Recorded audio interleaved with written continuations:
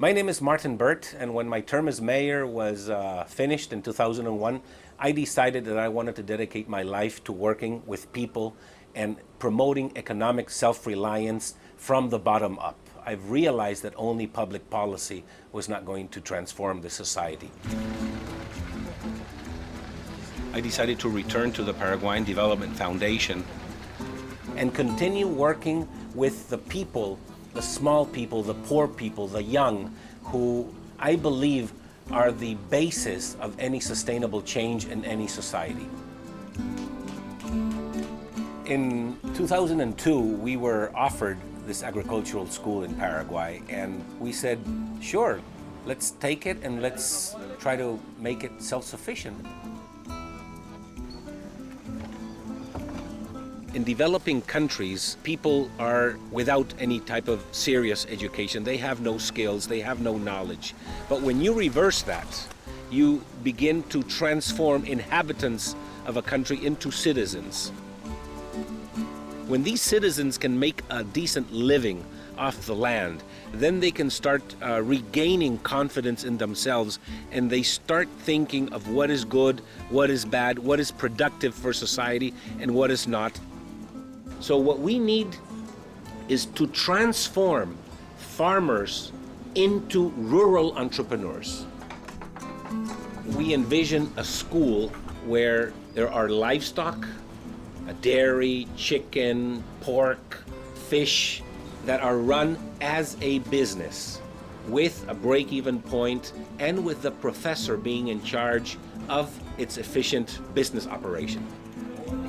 Students learn in math class how to calculate the break-even point of their chicken coop, for example. And they have to know that it is not enough to have a chicken coop. You have to have a chicken coop that will produce 170 eggs a day that have to be sold at such a price at the local market to earn such and such amount in order to pay the professor. It is not just how to grow tomatoes. It is how to make money growing tomatoes. Because people have been growing potatoes and corn in Latin America for the past 15,000 years, and they're all poor. So it is not a matter of knowing how to grow the crop or raise the animal. It is a matter of how to make money and how to be financially successful doing farming in our poor countries.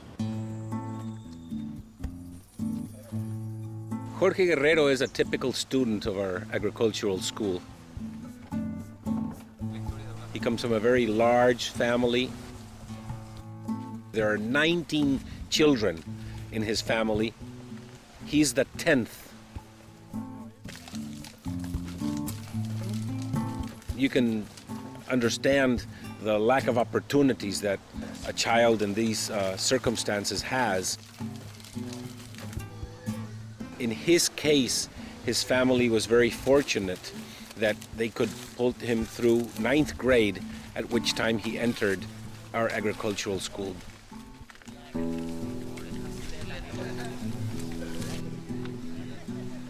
Y nosotros tenemos que producir de lo mejor, en mejor calidad, y el sistema de producción de la escuela es en forma orgánica. Y para eso producimos en forma biointensiva. Y de allí sacamos productos de buena calidad y cantidad. Es producir mayor cantidad en menor espacio posible. De la producción agropecuaria, porque acá en Paraguay los pequeños productores, eso es lo que tiene el problema, no sabe sacar provecho, buen provecho, ganar plata de la pequeña agricultura. Y eso nosotros aprendemos allá en la escuela. Everybody talks about eliminating poverty, but nobody talks about how do we put money in the poor's pockets. At our agricultural school, we say bluntly, we want to eliminate poverty, we want to teach the poor how to make money.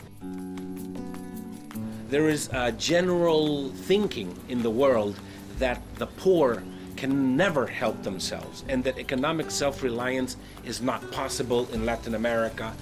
economic self-reliance is not possible in Africa or in India, and we have to change that. Every poor village in the world can have an economic self-sufficient agricultural school to teach its young farmers.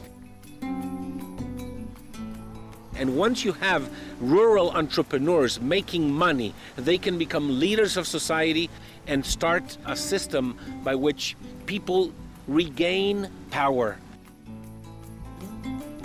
It's not a matter of expecting things from the top down, but really building a country from the bottom up.